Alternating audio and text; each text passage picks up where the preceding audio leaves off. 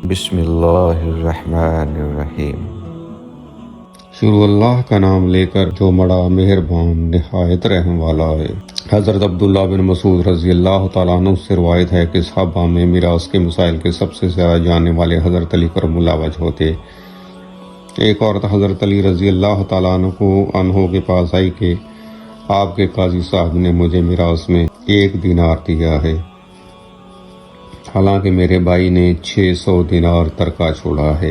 حضرت علی رضی اللہ تعالیٰ عنہ نے اس خاتون سے کچھ سوالات پوچھے کہ مرحوم بھائی کی اولاد کتنی ہے؟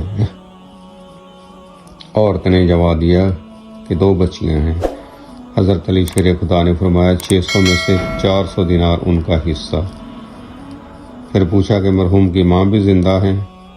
عورت نے ہاں میں جواب دیا۔ فرمایا 600 میں سے 100 دینار اس کا حصہ۔ پھر پوچھا کہ مرحوم کی بیوی بھی زندہ ہے؟ عورت نے ہاں میں جواب دیا۔ فرمایا 8واں حصہ وہ لے گئی، یعنی 600 میں سے 75 دینار اس کا حصہ۔ پھر حضرت علی رضی اللہ عنہ نے پوچھا کہ بی بی کیا تمہارے بھائی بھی ہیں؟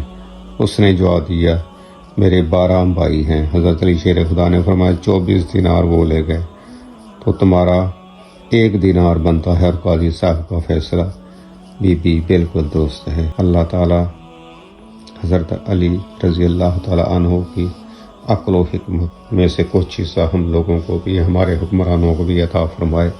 آمین ثم آمین۔